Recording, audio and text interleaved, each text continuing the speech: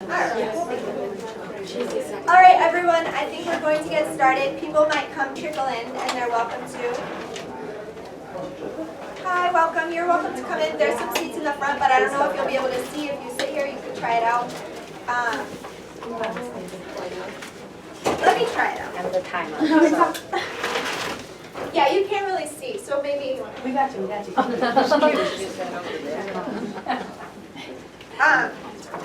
Okay. So welcome everybody to the second round of presentations. Hopefully you've had a chance to get some coffee or tea or snacks and you're ready to go. Just to kind of refresh, we're going to have 3 presentations. Myself, Julia Goldberg, and Yanshu Ho, who is at the back, we're going to be presenting during this session. Each presentation will be about 10 minutes long, and then you'll have about 5 minutes to ask questions that might arise during the presentation. If you do have a cell phone, try to make sure it's on silent. Also, if you do need to leave during the presentation, for whatever reason you gotta go, who knows? You have to leave. Just walk out quietly. That's no big deal. Don't make yourself stay here. You have to step out for a moment or whatever. Save questions until the end. And yeah, thank you for coming. We've been working on this for what feels like a really long time, so it's really special to have everyone here to hear what we have to present, see what we've worked on, and are there any questions before we begin? Okay.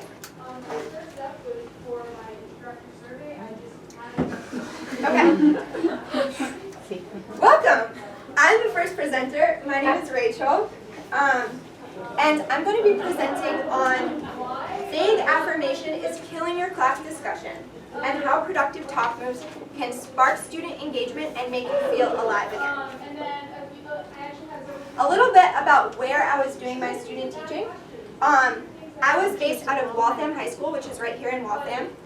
I was teaching in a 9th and an 11th grade English class, but my research was conducted only in the 9th grade classroom. Although I used some of the same strategies with my 11th graders, I focused on the 9th grade. I had 24 students, 20 boys and 4 girls. 11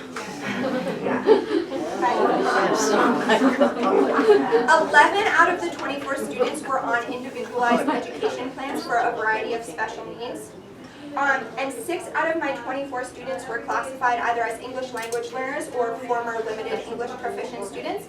And so these numbers are important just because my research is structured about productive talk, and these are students who traditionally might not have felt so successful in a typical high school English classroom and feel like they wanted to contribute, whether it was for because they spoke a language other than English at home or because they hadn't felt successful. So that's a bit about where I was teaching.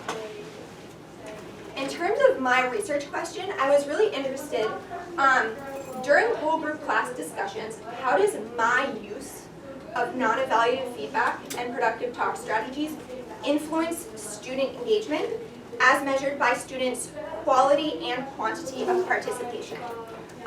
So that's a lot of teacher talk, but what I was essentially wondering was what happens when I stop saying things like, great answer, or I agree, and I start asking, can you explain your reasoning, or does anyone want to elaborate on that?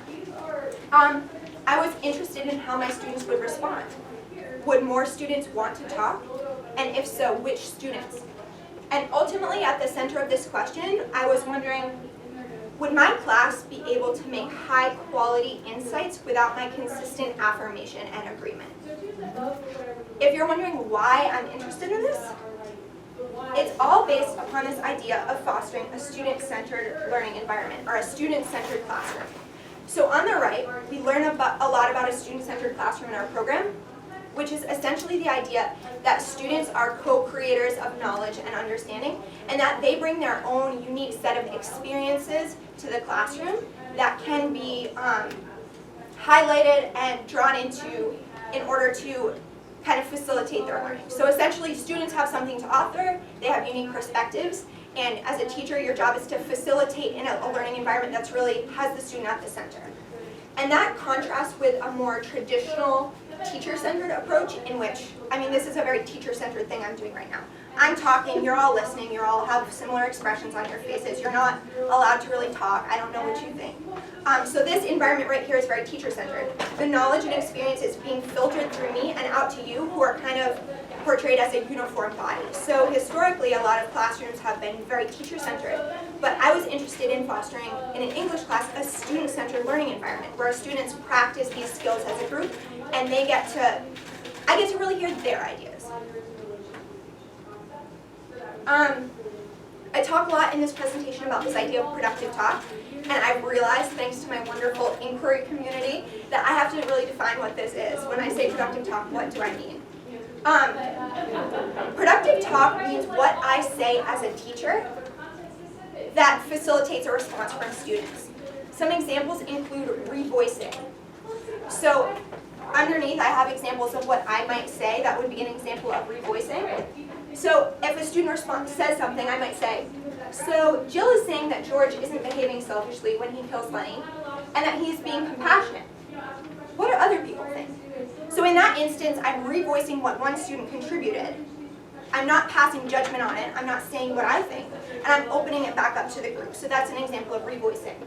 I also ask students to elaborate or clarify their points. I use wait time, so instead of filling periods of silence with my own hedge words or what I think, I actually just wait. Affirmation for contributions, not ideas. So instead of evaluating what a student has said, I'll say thanks for contributing. And these are all ways that you shift the focus of the conversation back to students' ideas. What do students think? And then prompting students for further participation. Does anyone want to build on Ricardo's idea? In terms of what I did, I tracked student participation in 5 whole group discussions, tracking participation, student elaborations, my own talk moves, discussion questions that I was asking, and I recorded these using a combination of videotapes that I took and field notes. I also conducted a resource review in which I read a lot of literature from professors, teachers, and teacher researchers who had pursued similar lines of inquiry. And that's where I gleaned a lot of the talk moves that I brought into my classroom, because if I was no longer being evaluative, I needed to replace that with something. And lastly, I documented changes in a research journal, and that was a place for me to kind of record my noticings, not only in my own teaching practice, but the changes that I was seeing in my students in my classroom. Now we're on to the findings. After conducting this research, going through it, and organizing it, I'm going to touch upon some of my key findings. The baseline of participation in a whole group discussion, it was taken in a discussion I observed, and in that my mentor teacher had 5 students participate in a discussion that had 22 students in the room. So only 5 students voluntarily wanted to share their ideas.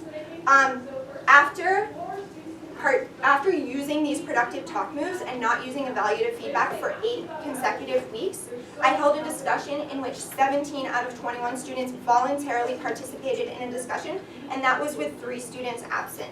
So that's the vast majority. I mean, it's almost the whole class who want to participate in this discussion. Another finding that I thought was particularly salient was that when I asked students, can you elaborate on that? Out of 30 times that I requested, 26 times the student had something more to say. So as an educator, that tells me that we need to be asking follow-up questions, because our students often want to clarify what they said or elaborate on what they said, and all we have to do is ask. I do want to highlight that productive talk moves aren't the only thing you need to do in your classroom to make your discussions successful. My class discussions were most successful and had the most increase in students' quality and quantity of participation when the class had strong discussion norms that students knew and understood, when the content of the discussion was tailored to what students were ready to learn, when I had explicitly taught discussion skills. So coming in, I didn't realize that you could teach students how to discuss, but it really has a huge impact. You can't assume that students understand how to participate in a discussion and how to really listen. And also when discussions have an element of multiple modal instruction, and so that's when students have some other way to show what they know. Whether it's holding up a card, or some other way to show their learning, even if they're not speaking, so they're kind of have another way to participate in the discussion. In terms of findings regarding individual students, I do want to have a quick anecdote. I had one of my students who was an English language learner who I built a strong relationship with, and he started out the year always wanting to go get a drink and needing to go to the bathroom, and he was always silent during whole group discussions. But productive talk really was a way to get him engaged in the discussion, especially non-evaluative feedback, because he had been seeing the group space as a place where he couldn't feel successful because he wasn't confident to participate. And so eventually he started arriving to class with a full water bottle, and it was to the point where he was raising his hand so much that I had to actually talk to him on the side and explain, okay, we gotta leave room for other people, you can't yell things out. But I saw huge growth in this one student. In terms of my conclusion, essentially I think it's really important that teachers start replacing their evaluative feedback with productive talk moves, because it makes sure that students are doing more of the intellectual work in the classroom, and that's our responsibility as educators. It's not to be doing the intellectual work for our students, it's to make sure and find ways to put it on them. And so ultimately, if what you're aiming for as an educator is to facilitate this student-centered classroom, you really should be looking closely at all these small moments when you're inserting your own opinion, and you could be opening it up to find out what that student thinks and pushing and pulling on their ideas. So yeah, wow, I'm learning from my students, and that's ultimately what brought me into this profession, that I could continue to learn. In terms of my ongoing wonderings, I know there's a lot of people in this room who aren't teachers, but who have various other professions, so I'm curious, how might these findings apply in a context other than education? Are we super vague in our affirmations, and what is the result of that? And what talk space is that taking up? What could we be asking questions instead of giving vague affirmations, and what might be the result of that? And for my own teaching practice, I'm really curious, given that there's such a limited amount of time for me during the day with my classes, what is the best environment to have a whole group discussion, and when would it be better suited to small groups? So just thinking about the nuances of discussion and how you can really facilitate learning through discussion. Okay, I'm out of time, but thank you so much for listening.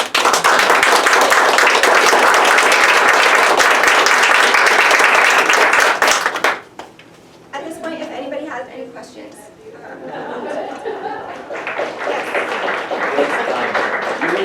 What the topic of discussion was from the first class where there were only 5 participants to the later class when there were 17. Could it be that it was a more interesting subject in the second time around? I mean, it's always possible, but in both instances we were talking about texts. I think in the first one we were talking about the Odyssey, and then in the later discussion we were talking about Of Mice and Men. And so there's obviously, it's really hard to parse as an educator, what is the cause of what I'm seeing, which is why you have to look at it over time. And so when I looked at my data over time, I was able to see that the more productive talk moves, the more students elaborated. And the more productive talk moves I used, the more students had opportunities to jump into the discussion. But absolutely, it could partially be they were more interested in this text than that text, but it wasn't one was about a text and the other was about their weekends or something.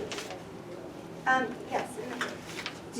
At any point did the students acknowledge or realize that there was more participation in the discussion? So I also conducted a series of surveys as part of this process called CAP, which is a pre-teaching accreditation thing that we go through. And in that there were questions regarding I feel that Ms. Schubert values my ideas and contributions in this class, and those sort of questions. And so for those ones, I always got good feedback, yes, I do value what they say, and yes, I think I had a few that I subbed in so that I could kind of find out more about their participation.